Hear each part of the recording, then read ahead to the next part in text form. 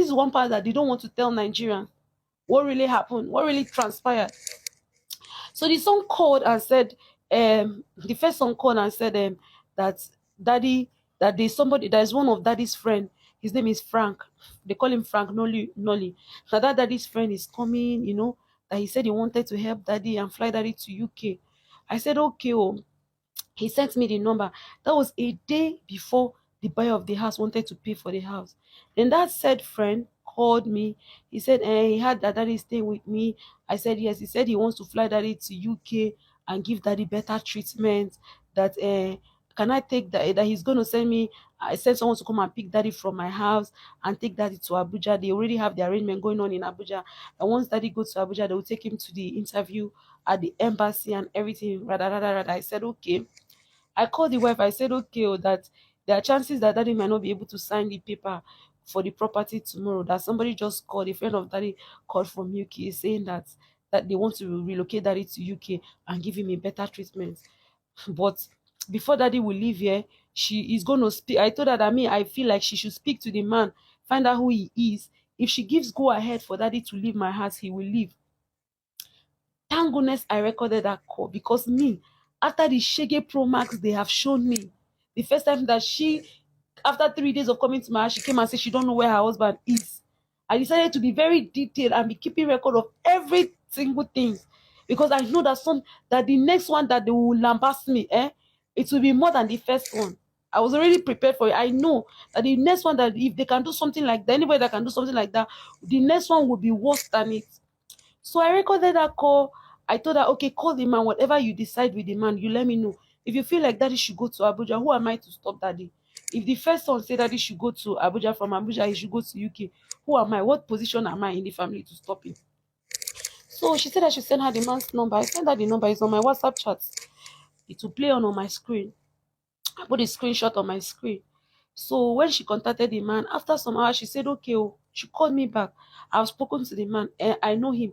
Is that his old friend? I didn't even know yet he's the one that you're talking about. So he promised her that he was going to send her some amount of money that that no problem. That he also told her that she should not sell the house that they want to sell, that is coming back to Nigeria. When it comes back to Nigeria, they are going to renovate that house. And then when they renovate it, the price of the house will go up. So they'll be able to sell the house at a better price. I said, okay. My thing is, should daddy go to Abuja or not? Because you're the one that said daddy should come and stay with me. So if you say daddy should go to Abuja, I'll tell him, I will allow him to go to Abuja. The call is I will not take him to where the airport, I mean where they said I should take him to. She said I should go ahead, that the man can take him to Abuja. That when the man even said he's coming back a week later to Nigeria. And when the man comes, he's going to help them do the house. The house is going to be better, and then they're going to sell it in a higher price. I said, okay. I called the son. I said, Iyawo. That's if I'm referring to the son, I call her Iyawo, your father's wife. I said, okay, that your father can go. But before your father go, I'm leave my place. I'm going to do some tests, take him to the hospital. That hospital, they were the one that introduced me to the hospital. The doctor there, the said doctor has been treating daddy for the past 8 years. So she knows his entire body history. She knows if daddy is having headache, she knows his headache, she knows everything. Before she was working in a military hospital before she had opened her own hospital where daddy has been going for treatment. So she knows literally everything about his health issue. So I took daddy there for medical checkup. They check his entire body. She said, okay, as long as he's taking his medicine for his heart, he's okay. Then she checked. She said, but I'm seeing blood clots on his leg. Is he complaining of pain? I said, yes. So he has been complaining of slight pain, but sometimes he will say the leg is paining him. Or I don't know how bad it is. She asked him if the leg was paining him. He said he was having some small pain on the leg. So she gave him medicine for the blood clot and everything. I packed everything. I picked up my phone. I called AGM president. Thank God he's still alive. For those of you that would want to confirm, I don't know if he's somebody that wants to speak about the issue. If he still doesn't want to speak, I'll respect him for not wanting to talk about it. But that doesn't mean I cannot make reference to things that I know happen or people that I know experience what I'm saying firsthand. I said, sir, greetings, sir. With all due respect, sir, I know that you know that daddy has been staying in my house for a very long period of time, because you've been in communication and daddy has been calling you from my house, and you've been settling all the family issues that have been going on, and you have been supporting him in one way or the other financially. That is what is going on. No, the son called from South Africa that is a friend of daddy that said he wants to come and take daddy to UK for medical treatment. That daddy is leaving my house, so but before he leave my house, I've taken him to the hospital. I've done tests, check him. This is what the test result is, and all of that. And I've also called the wife and given the wife the man's number, and the wife has said, okay, fine, that daddy can go ahead and do the travel. I just want to let you know that daddy, in the person of Mr. Ibu, is no longer in my house. So just in case, as the Asian president, I feel like you should be aware.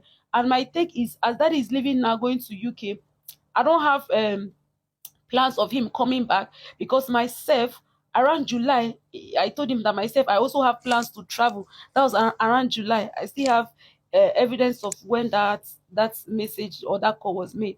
I said around July I'm also traveling. No, he now said okay, that I've done the right thing, as I've done the test and everything. I said yes. So the argument was done. They called somebody, they said somebody should come and pick daddy. I said no, nobody's coming to my house to pick. In fact, the person that they called to come and pick him was the guy he was living with in Iba for that period of time that he left his house. When he left his house, I mentioned quite earlier that he has stayed in different hotels in Abuja for over 2 years. He has stayed in different hotels in Lagos for over a year. He has lived with different people. I'm not the only person that daddy has lived with. He has lived with friends, stranger, people he meet. He was just living with one person or the other before the wife asked me to allow him to come and stay in my house. So it's quite unfortunate that I have to talk about this issue, but what choice do they leave me with? What choice do they leave me with? I have to talk about it and free my mind off. And as I'm talking about this, it's going to be the first and last time I'll ever have to speak about this issue. So I told the man from UK, I've not met this man before. I don't know what he looks like. I mean, before daddy left my house. So I've not met him before. I don't know what he looks like before daddy left my house. So I said the person that is coming to pick him, that I'd rather take him to the airport to see with my two eyes that he has entered the airport. And I wanted them to give me the number of the person that is speaking him in Abuja. So they sent me somebody's number that I know. I know the person that sent me his number. He has also been with one of the people that have assisted daddy in his own way, Fred. Fred has assisted daddy in his own way, supported daddy in his own way, as far as I know. Because when I came back to Abuja, he was one of the few people I met with daddy that supported him in his own way. So daddy now went to Abuja. That's how daddy left my house. Now, when daddy went to Abuja, they started talking about show. They said they wanted to do a show 40 years in 40 years of or whatever, 40 years of 40 years on stage, you know prior to, even before they came, we were talking about doing something that will bring daddy back, like launching back to limelight. But because I don't have ideas about shows and everything, since I met daddy, I've never done any show. Nobody will come out anywhere and say daddy has Jasmine, I've done any show anywhere and invited some group of people or anything. I've never done any show. I've never sold any ticket. In fact, I've never done anything related to gathering finance to that for daddy and invited anybody to come. I don't even have idea. Aside from the TikTok that we do, and the money is being remitted to either him, his son, or his wife. I've never particularly involved in anything financial crisis with daddy.